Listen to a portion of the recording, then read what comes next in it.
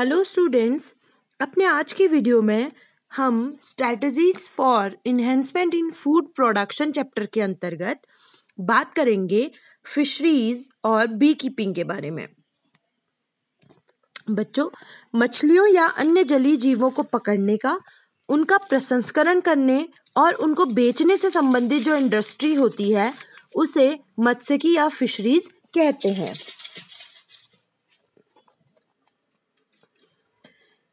जबकि नियंत्रित परिस्थितियों में मछलियों को जब हम पालते हैं तो उसे हम मत्स्य पालन या पिशीकल्चर कहते हैं। बच्चों, मछलियों के साथ साथ अन्य जलीय जीवों जैसे झींगा, लॉबस्टर, केकड़ा, मॉलस्क आदि जितने भी हैं, इनको जब हम पालते हैं उनको जल कृषि या एक्वाकल्चर कहते हैं। बच्चों, पूरे विश्व का एक बहुत बड़ा भाग अपनी फूड संबंधी नीड्स को पूरा करने के लिए जो एक्वाटिक लाइफ है उस पर डिपेंड है। मछलियों में फैट्स प्रचुर मात्रा में पाए जाते हैं और साथ ही साथ प्रोटीन भी, इसलिए मछलियों को संपूर्ण आहार माना जाता है। अलवणीय जल की मछलियों में लेबियोरोहिता, कतला और सिरिनस मृगला आदि मछलियों को पाला जाता है, जबकि लवणीय जल की मछलियों में हिल्सा, सरडाइन, मैकेरेल और पॉम्फ्रेट आदि मछलियां खाने के काम आती हैं।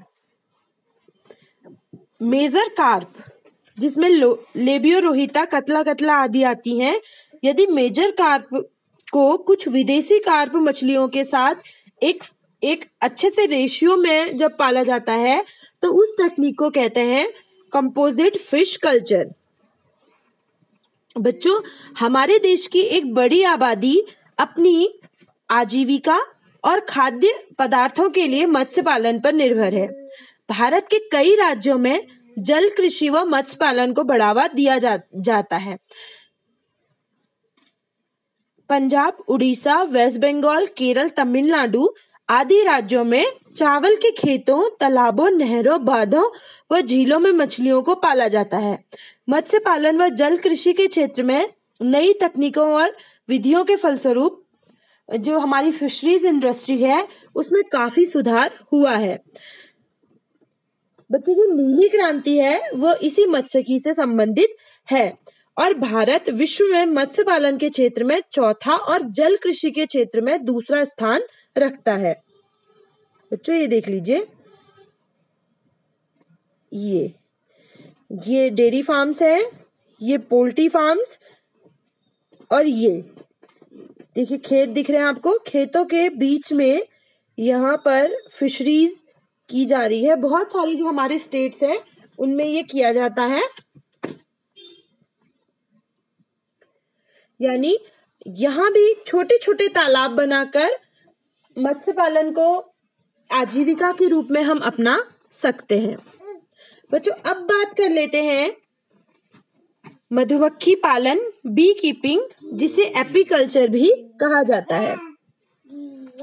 शहद उत्पादन के लिए जब हम मधुमक्खी के छत्तों का रखरखाव करते हैं तो उसे मधुमक्खी पालन या मौन पालन कहते हैं।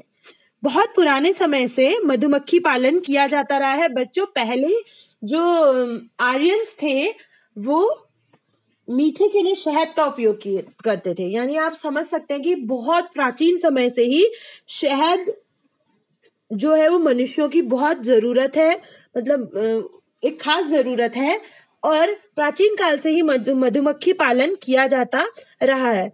शहद के पोषक और औषधि बहुत सारे महत्व हैं, जिनमें पोषक महत्व और औषधि महत्व भी है।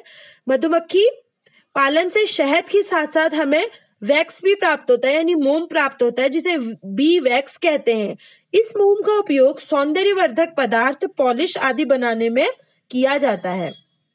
बच्चों, मधुमक्खी की 3 किस्में यहाँ पर प्रजातियां हैं, जिसमें एपिस इंडिका है जिसे भारतीय मौन कहते हैं, दूसरी एपिस मेलिफेरा है। बच्चों, ये एपिस मेलिफेरा व्यावसायिक दृष्टि से सबसे महत्वपूर्ण है और अगली है एपिस फ्लोरिया।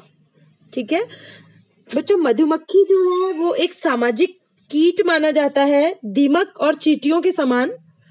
इनकी कॉलोनी में रानी, नर और श्रमिक होते हैं और इनके काम, इसके अलावा श्रमिकों में भी बहुत सारे कार्यों के हिसाब से ये बटी होती हैं मधुमक्खियां।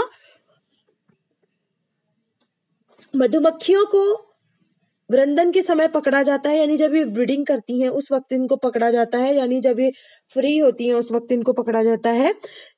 एक रानी और कुछ श्रमिक मक्खियों को एक छोटे से छत्ते के में छोड़ा जाता है। उसके बाद इनको चीनी और पानी का 2/3 या 1/3 अनुपात में घोल भोजन के लिए दिया जाता है कुछ समय तक, ठीक है। फिर उसके बाद ये अपना भोजन खुद बनाने लगती हैं। इनके छत्तों को छाया में और जो जल स्रोत है उनके निकट रखा जाता है, या खेत में जिस समय फ्लावरिंग हो रही हो उस वक्त रखा जाता है, और कुछ समय बाद सावधानी पूर्वक छत्तों से शहद प्राप्त किया जाता है। बच्चों, मधुमक्खी पालक को, जो अगर हम मधुमक्खी पालन को शुरू करना चाह रहे हैं तो उसको मधुमक्खियों के व्यवहार, प्रकृति, स्वभाव और प्रजातियों और स्पेशली उनके जीवन चक्र की जानकारी होनी बहुत जरूरी होती है। छत्तों के आसपास ऐसे फूल जरूर होना चाहिए जिनसे नेक्टर या मकरंद प्राप्त हो।